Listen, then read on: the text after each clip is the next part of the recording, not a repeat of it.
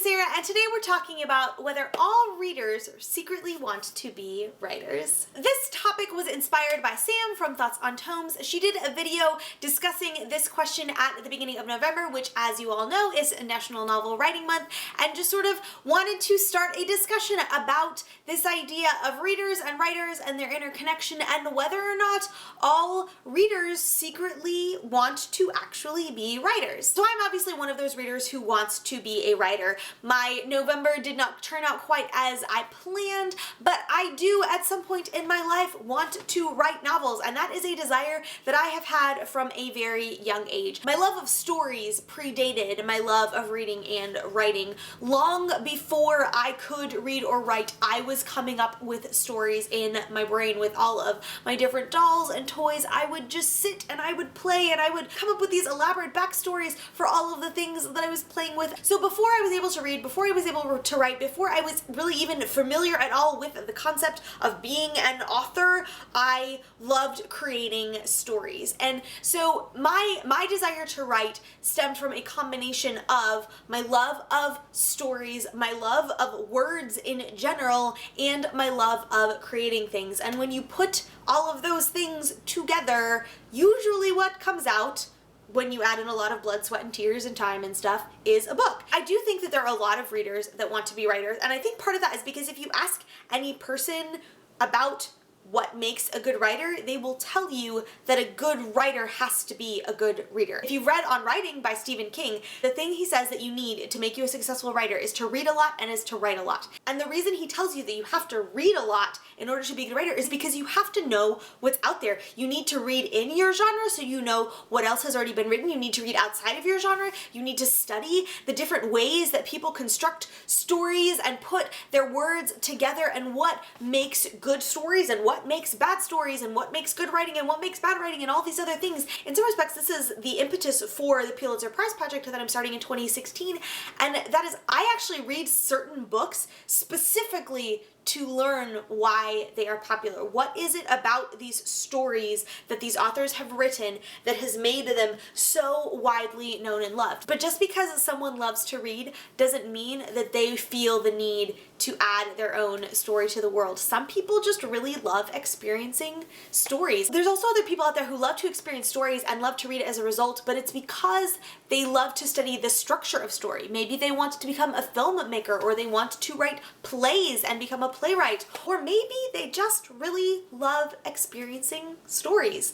What I think it boils down to is this. Again, in order to be a good writer, you have to be a good reader. You have to be reading regularly and studying what is already out there. As a result, a lot of people who read extensively and who read intentionally are people who want to write. And a big part of that, I think, is because our culture in general is becoming very distracted by so many other things, and so most of the people who have a particular dedication to reading have a specific reason for that. For some people, it's just that they place a high priority on reading. They have seen the benefits that it has provided to them throughout their lives, and they love to experience stories in that way, and so they intentionally read a lot. I've had a lot of conversations with people, especially since I've started this channel, who are just amazed at the number of books I read, and their usual response is, I don't think I've read that many books in my life, or I've only read one book this year, or I'm lucky if I finish a book every 6 months. And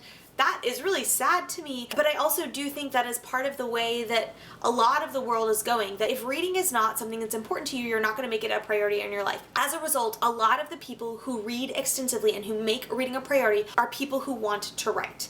One of the things I find so fascinating about this conversation is that we automatically assume that if someone wants to write, by default, they want to write a book. And this is a conversation that I've had with actually a lot of my other writer friends who are in the blogging community and the blogosphere and all that jazz, is that people just make the assumption that if you want to write, if you have a successful blog, if you write regularly and often for a reputed online magazine or something like that, that by default, of course, you must want to write a book someday. There are actually several bloggers and very successful bloggers that I know and have interacted with in the online world who love to write their blog, who love to share their words and their story with the world, but they have no desire to actually write a book. But again, we make this assumption that being a reader equals being a writer, or that being a writer equals wanting to be a book writer. And neither of those things are